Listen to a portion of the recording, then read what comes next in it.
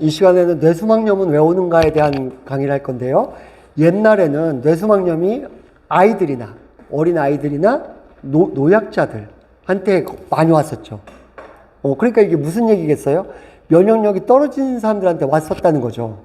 그래서 뇌가 있으면 뇌에 얇은 막으로 둘러싸여 있는데 그 막에 바이러스나 세균 이런 것들이 감염이 있어서 염증이 생긴다는 뜻이잖아요. 그쵸? 그러면 의사들은 또 똑같죠. 파스테르와 베상의 얘기를 해드렸잖아요. 무슨 얘기예요? 또 균 찾아 돌아다니잖아요.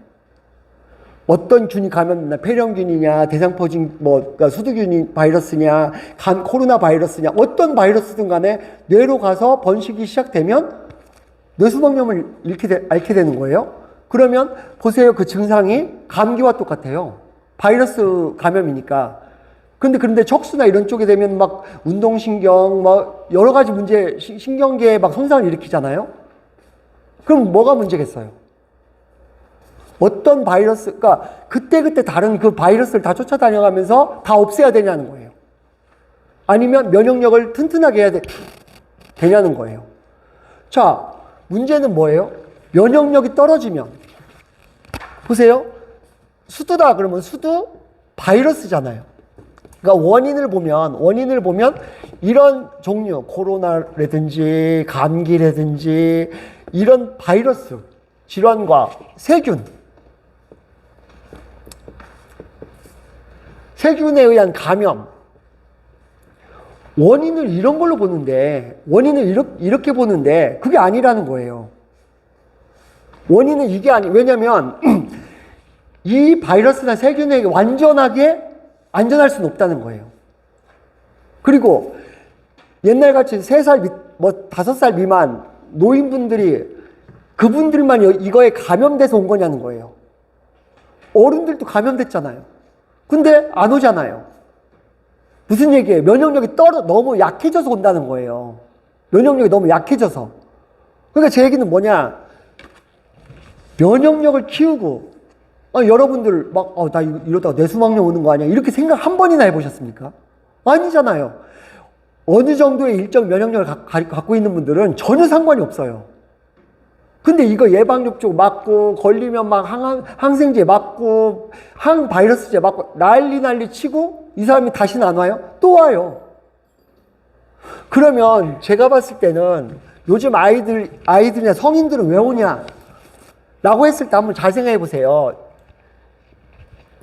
어떤 영향이 있을 때 이렇게 안정적으로 있다고 해도 이 영양소가 이렇게 부족해지면 면역력은 여기서 결정한다고 했죠.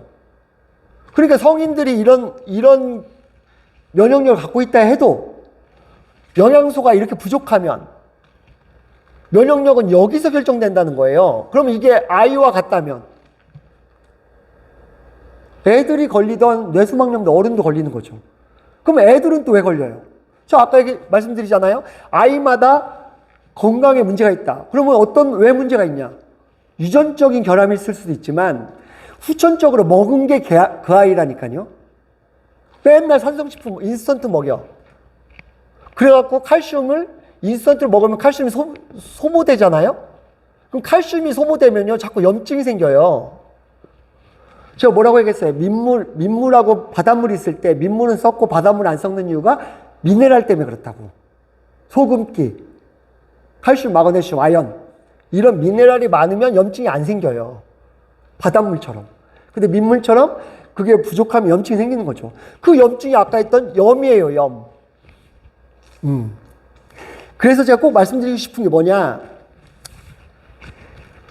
그냥 소 잃고 외양간 고치는 것처럼 감염된 다음에 무슨 균인지 찾아가지고 그 약을 먹여서 죽이려고 하지 마시고. 왜? 바이러스는 안 죽는다니까요.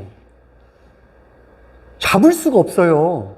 그러니까 그 아이의 그러니까 자꾸 그것만 죽이려고 하니까 방법이 없다는 얘기만 하게 되는 거예요. 한번 뒤져보세요, 다. 뇌수막염에 어떻게 치료 방법이 있나. 없잖아요. 근데 또 예방주사는 있대. 이게 무슨 정신 나간 소리냐고요. 그러니까 어떻게 해요? 이 아이가 미네랄 농도가 떨어져서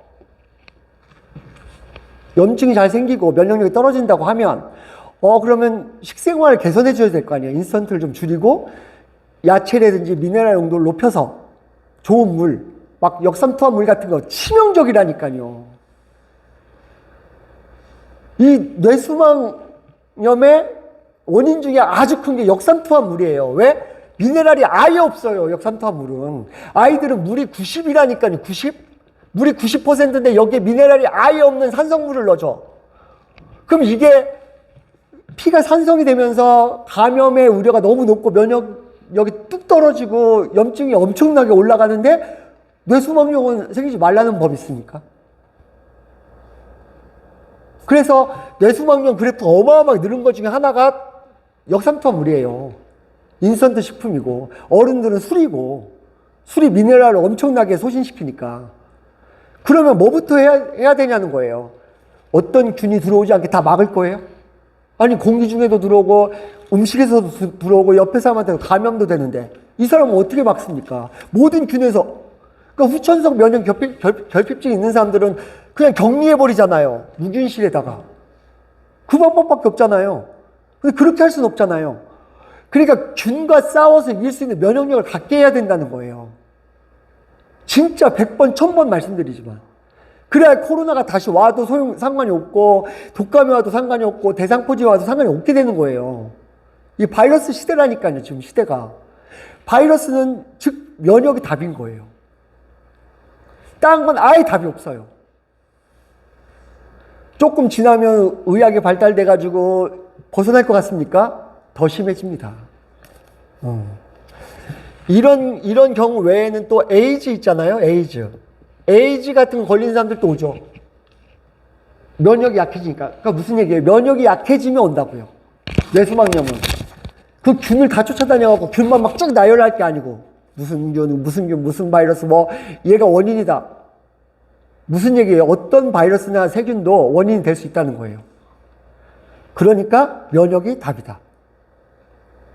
면역 편에서 다시 보셔야 돼. 면역이 뭔가에 대한 설명을 다시 한번 들으셔야 되는데, 하여튼, 면역이 답이다. 예. 하여튼, 이 환절기에도 면역이 중요하니까요. 예, 마치겠습니다.